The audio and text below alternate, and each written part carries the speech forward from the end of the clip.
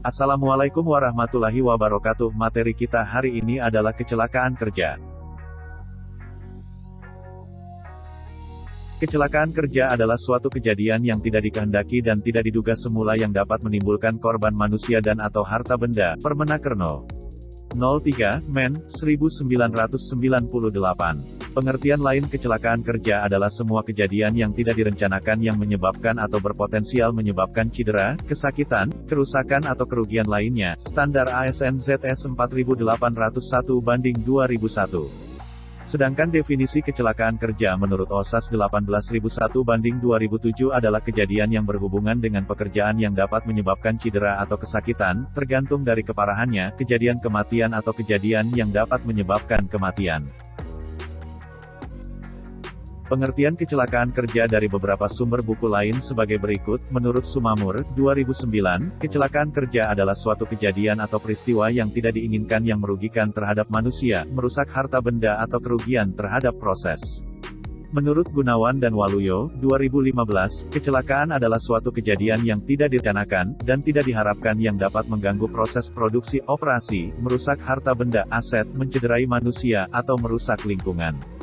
Menurut Heinrich, 1980, kecelakaan kerja atau kecelakaan akibat kerja adalah suatu kejadian yang tidak terencana dan tidak terkendali akibat dari suatu tindakan atau reaksi suatu objek, bahan, orang, atau radiasi yang mengakibatkan cedera atau kemungkinan akibat lainnya.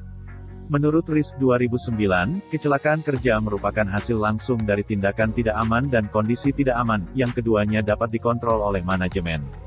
Tindakan tidak aman dan kondisi tidak aman disebut sebagai penyebab langsung, immediate primary causes, kecelakaan karena keduanya adalah penyebab yang jelas, nyata dan secara langsung terlibat pada saat kecelakaan terjadi. Menurut Chandra, 2008, kecelakaan kerja adalah suatu kecelakaan yang terjadi pada saat seseorang melakukan pekerjaan. Kecelakaan kerja merupakan peristiwa yang tidak direncanakan yang disebabkan oleh suatu tindakan yang tidak berhati-hati atau suatu keadaan yang tidak aman atau kedua-duanya. Setelah melihat berbagai pengertian di atas, pada intinya dapat ditarik kesimpulan bahwa kesehatan dan keselamatan kerja adalah suatu usaha dan upaya untuk menciptakan perlindungan dan keamanan dari resiko kecelakaan dan bahaya baik fisik, mental maupun emosional terhadap pekerja, perusahaan, masyarakat, dan lingkungan. Jadi berbicara mengenai kesehatan dan keselamatan kerja tidak melulu membicarakan masalah keamanan fisik dari para pekerja, tetapi menyangkut berbagai unsur dan pihak.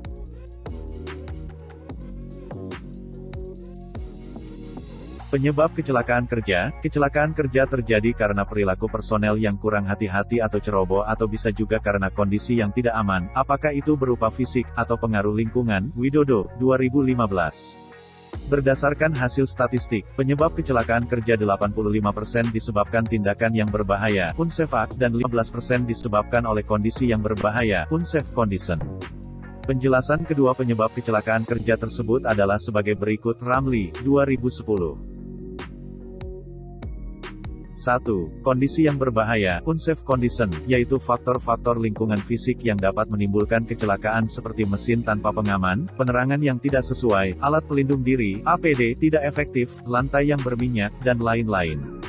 2. Tindakan yang berbahaya, unsafe act, yaitu perilaku atau kesalahan-kesalahan yang dapat menimbulkan kecelakaan seperti ceroboh, tidak memakai alat pelindung diri, dan lain-lain. Hal ini disebabkan oleh gangguan kesehatan, gangguan penglihatan, penyakit, cemas serta kurangnya pengetahuan dalam proses kerja, cara kerja, dan lain-lain.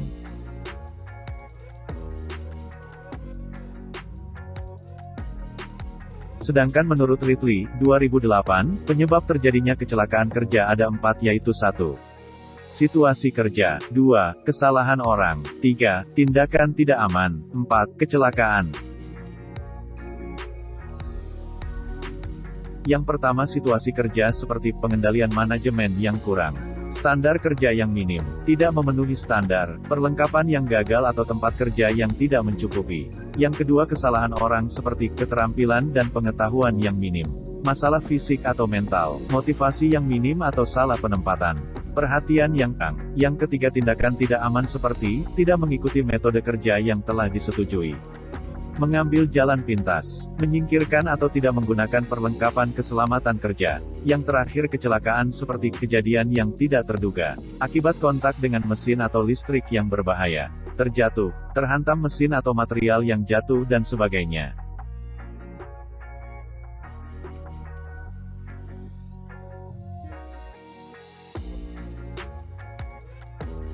Berikut ini merupakan persentase penyebab kecelakaan kerja, yaitu 3% dikarenakan sebab yang tidak bisa dihindarkan, seperti bencana alam, seperti gempa bumi, longsor, dan lain-lain. Selain itu 24% dikarenakan lingkungan atau peralatan yang tidak memenuhi syarat, jadi setiap alat yang digunakan untuk bekerja sangat tidak layak atau bahkan sudah tidak standar lagi, artinya alat yang digunakan sudah melampaui nilai ekonomisnya, dan 73% dikarenakan perilaku yang tidak aman, yang berarti persentase terbesar dapat timbul akibat ulah individu itu sendiri, seperti sembrono dan tidak hati-hati, tidak mematuhi peraturan, tidak mengikuti standar prosedur kerja, tidak memakai alat pelindung diri, kondisi badan yang lemah.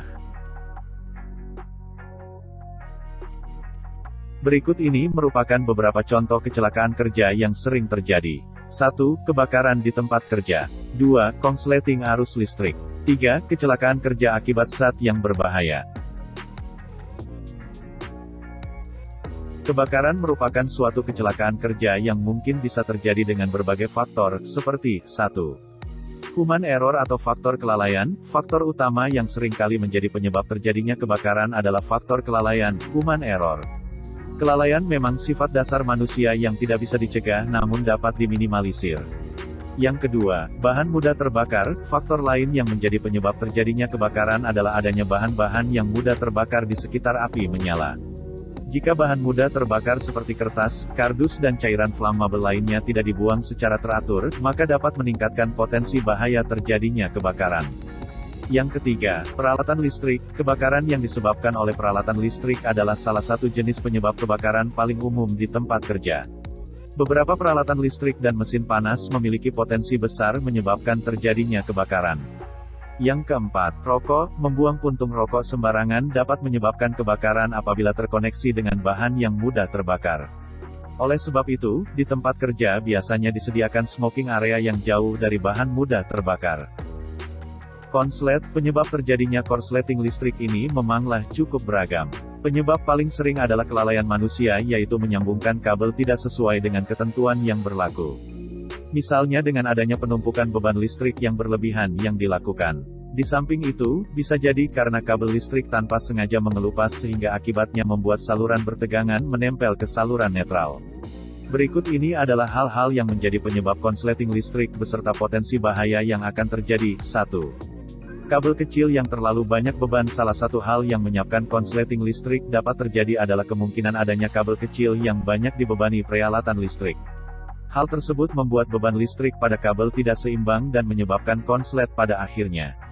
2. Menumpuk T kontak. Jika Anda memasangkan banyak beban pada T kontak yang saling dihubungkan satu sama lainnya, hal itu bisa menjadikan listrik konslet. Solusinya Anda bisa membuat cabang listrik baru. 3. Alat kontak panas. Kontak listrik yang kurang menempel akan menimbulkan bunga api. Apabila terasa panas atau terdengar bunyi gemertak, itu artinya sedang berlangsung lompatan bunga api yang berpotensi membuat konsleting pada listrik. 4. Instalasi listrik yang semrawut. Instalasi listrik yang semrawut juga berpotensi dalam menjadi penyebab kebakaran. Kabel listrik simpang siur sering dijumpai dan akan menyebabkan konsleting pada listrik. 5. Kabel bersambungan-sambungan merupakan titik terlemah karena bisa menimbulkan bunga api. Jangan gunakan kabel dengan sambungan, terutama untuk beban berat, seperti air kondisioner atau pemanas listrik. Apabila itu terjadi kemungkinan dapat membuat konsleting listrik. 6. Sambungan kabel kurang bagus. Kabel bersambungan punya umur paka sehingga jika digunakan pada titik sambungan akan timbul zat pelapis menghalangi arus listrik. Selanjutnya timbul kondisi antara sambungan sehingga menyebabkan panas pada kabel. Hal itu pun dapat menyebabkan zat pelapis lebih cepat timbul pada sambungan tanpa solder atau cara penyambungan serampangan. Hal itu pun adalah salah satu kemungkinan yang menyebabkan potensi konsleting meningkat. Kecelakaan kerja akibat zat berbahaya. Kecelakaan ini bisa terjadi akibat kelalaian dari manusia di mana kurangnya memperhatikan zat-zat apa saja yang terdapat di tempat kerja. Laboratorium merupakan tempat kerja yang memiliki potensi sumber bahaya yang dapat menimbulkan risiko terjadinya gangguan keselamatan dan kesehatan kerja seperti kecelakaan kerja dan penyakit akibat kerja.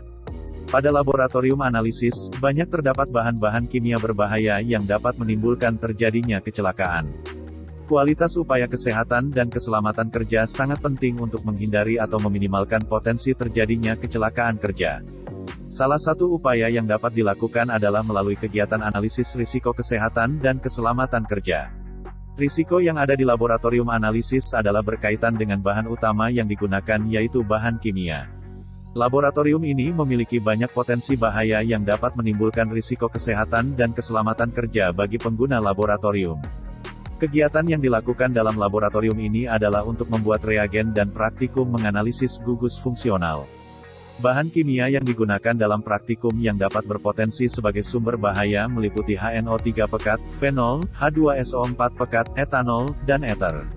Risiko akibat paparan praktikum pembuatan reagen yang menggunakan HNO3 pekat ada 5. Risiko yang pertama adalah iritasi kulit akibat tumpahan bahan kimia yang mengenai kulit.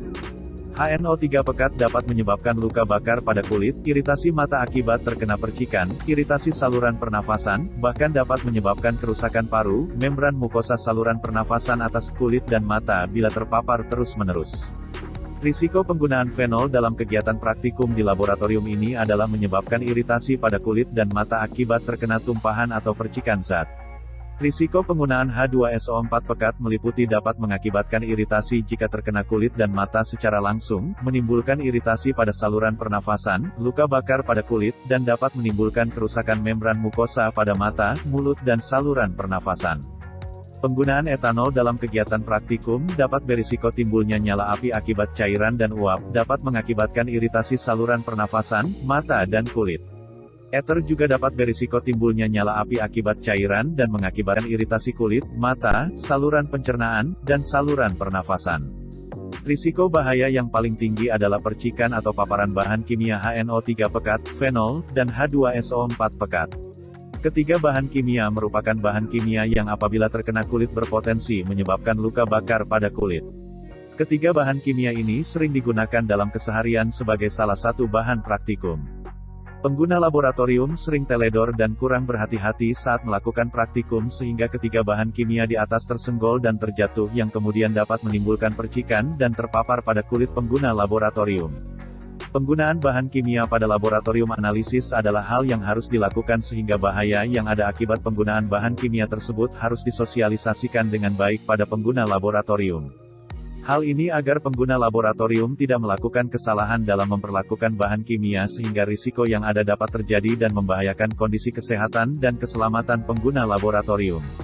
Perlu adanya standar khusus bagi pengguna agar mematuhi segala peraturan yang telah ditetapkan demi terciptanya laboratorium analisis yang aman. Kegiatan praktikum harus dilakukan sesuai dengan prosedur kerja yang ada dan dilakukan dengan tujuan untuk meminimalkan tindakan yang dapat membahayakan kesehatan dan keselamatan kerja pengguna. Petunjuk untuk melakukan kegiatan yang efektif dalam melakukan praktikum juga harus diberikan sebelum melakukan kegiatan praktikum. Penggunaan alat pelindung diri juga harus ditekankan pada seluruh pengguna laboratorium. Alat pelindung diri minimal yang digunakan meliputi sarung tangan karet sintesis dan jas laboratorium dengan panjang lengan sampai pergelangan tangan. Penggunaan alat pelindung diri ini berfungsi untuk melindungi tubuh dari paparan atau percikan bahan kimia baik dalam bentuk cair, padat, maupun gas, sehingga dapat meminimalkan dampak dari bagian tubuh yang terkena paparan atau percikan bahan kimia. Sekian video pembelajaran hari ini, semoga bermanfaat. Pertanyaan penutup, bagaimana cara penanggulangan bahaya kebakaran yang benar? Tulis nama, kelas dan jawaban di kolom komentar sebagai absensi untuk pembelajaran hari ini. Wassalamualaikum warahmatullahi wabarakatuh.